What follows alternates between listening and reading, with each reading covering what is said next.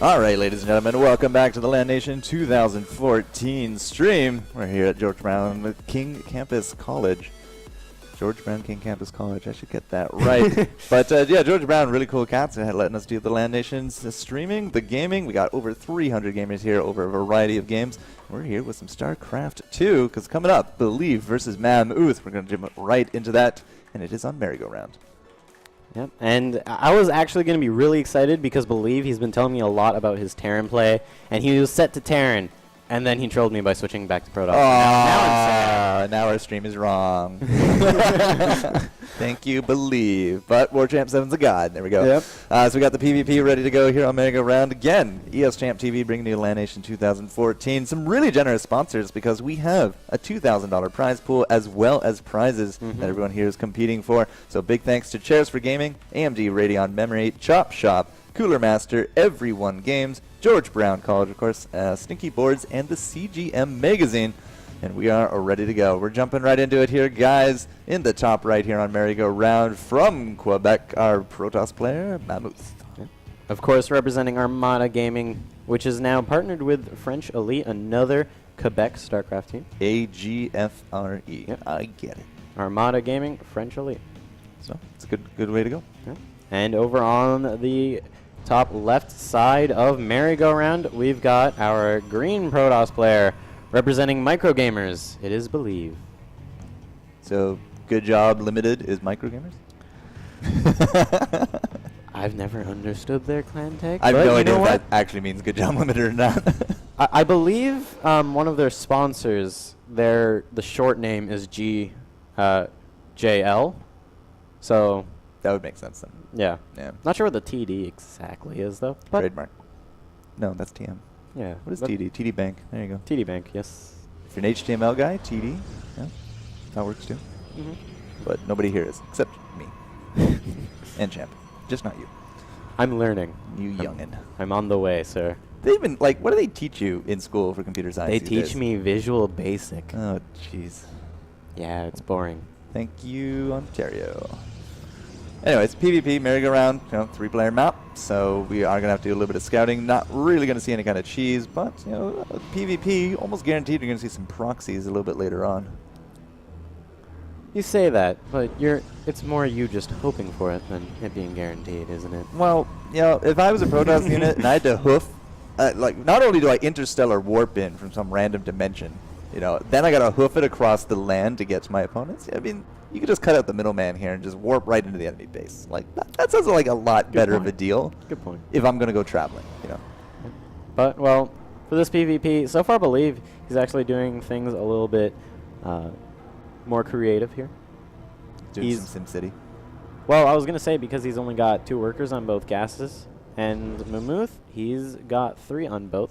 So we're more likely to see a very gas-heavy build coming out of Mammoth, whereas Believe he's going to be going more gateway-heavy, but he's just trying to get his mothership core out on time. Well, that should be actually coming out relatively soon. We've got to get these gateways up. That's, but, if we are going to go a bit more gateway-heavy, it's what? Zealot Stalker, throwing a few sentries and then into Robo? Yeah. Or is it just kind of like a 4-gate, just do it live kind of idea? Most likely not going to be 4-gate, but I actually haven't seen Believe 4-gate in PvP in a while, so I would be surprised if he does it. Okay. But, we're going to find out. Well, both of them actually did go for this one base, get up at all your tech, no nexuses kind of in the cards. Definitely don't got the cash in the bank for it either. So we are getting a little bit high there for Mammoth. We'll have to see if he's actually going to save up for an expansion. But, no Forge fast expansion. Sometimes we do see that on 3- and 4-player maps because, you do have that element of scouting. You don't guarantee know where your opponents are. So sometimes we do actually see like a Forge fast or, the Nexus and everything. And screw the Forge. But this time, no, it's just going to be that earlier army. Here comes Believe's Robo, though. Yep, and it's going to be backed by some 2-gate pressure here. He's actually been chrono boosting out about 2 Stalkers at a time. The Stargate going to be finishing up here soon for Mammoth. And we're most likely going to be seeing Oracles, I feel, if not Phoenix. But the thing with Phoenix is that they can become very useless in PvP if your opponent also isn't going Phoenix. I know. Ooh, that is not good. Did not believe. And now the astute 2 Stalker pressure, going to have to fall back, or at least... He won't bust that, no. Most likely not, especially with the Mothership Core here. Is there any even permanent damage on any of those? I don't even think he got through the shields, no. So losing out that Stalker, I mean, the 3-on-2, sure, maybe you could have made a case for it, but they don't have the high vision. He's going to get outnumbered. Defender's advantage for the reinforcements anyways, so he's largely just going to have to give that up. No proxies, which I'm very sad about, but here comes the first Phoenix of many. What do you think? Likely. Between 3 and 5? Unless we're going to go like a lot heavier than that? Probably going to, after see that he has gone Robo, probably just going to stop at about 5 or 6, I'd say. Again, it's just very difficult to make Phoenix be usable in PvP unless your opponent is also going Phoenix, especially when your opponent's going Robotics Facility. They're most likely just going to warp in a bunch of Stalkers and blink right underneath your Phoenix eventually. Now, we do have, as we do have this tech difference.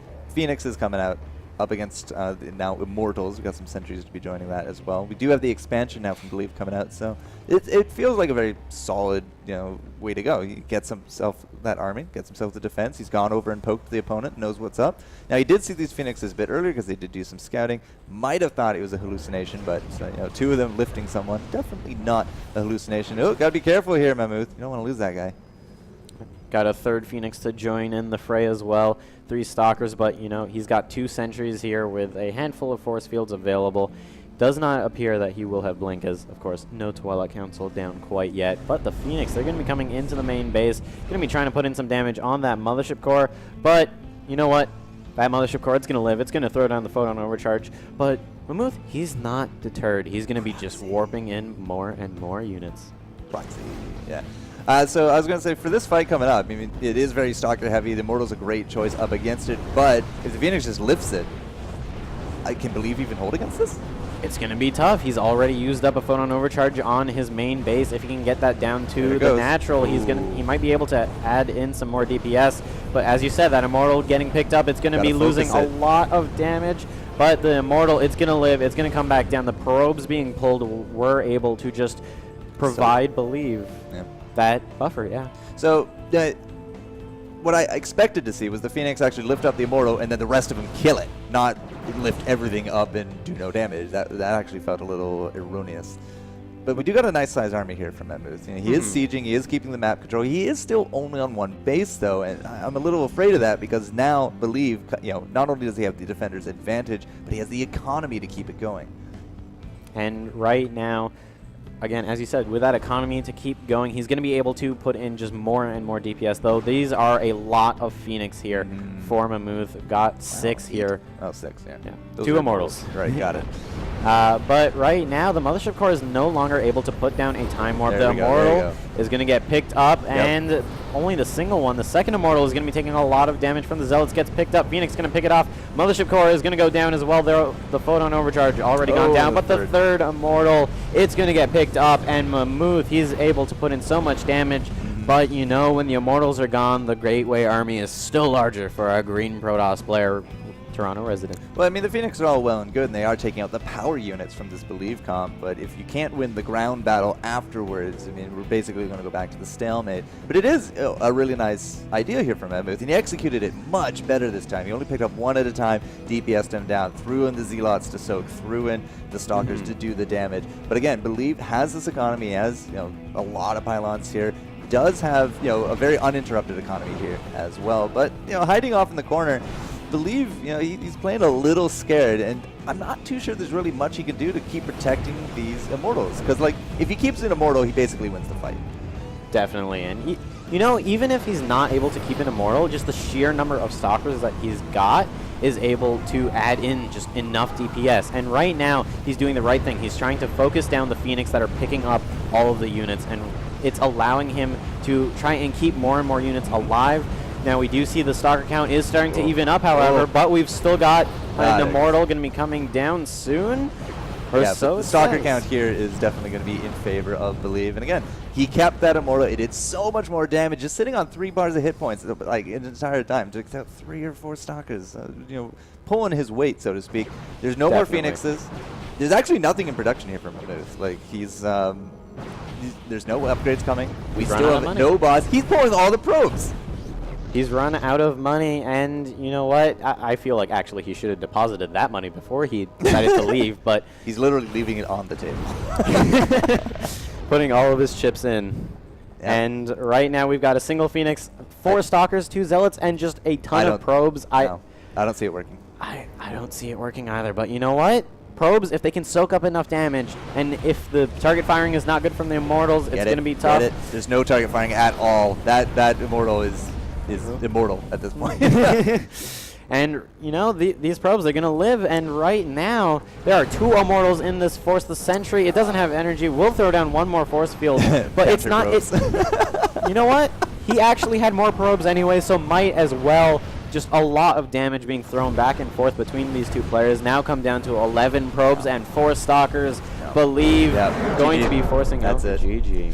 It was a nice idea from Amuth, a nice siege, but doesn't actually feel like it was executed nearly as properly as it could have been. So I believe and believe, and you know, I hope you guys do too, because his next match, I believe we're going to follow, and that's going up against a really big heavyweight here from Canada. Yeah, he's going to be going up against Huck for his last match in Group A here at LANation 2014 for StarCraft 2. Well, but he's got to be feeling good off of that win. You know, he has, and you know, it looks like he's actually been doing really good in the bracket as well. But Huck, you know, going into a lot of this stuff, I mean, we have some bigger names here. I mean, the Toronto favorites, Massa, Hendrilisk, you know, the first and second basically of every Toronto tournament ever. You know, they are here in attendance. We got WCS placers like Huck, you know, big names like Desro, who does a lot of tournaments and has actually done quite a few tournaments with us as well. We saw him at Kings of the North. Yeah. Pretty sure we saw him at Anime North. We saw him in something. Oh, we saw him at IM Toronto. Yeah, that's what we saw. Yeah. But, you know, no stranger here to the Canadian scene either. But we're going to take a quick break here, guys. Get into the match. When we know, you'll know. So don't change that channel here. ESChamp TV, LANation 2014. Don't go anywhere. Be right back.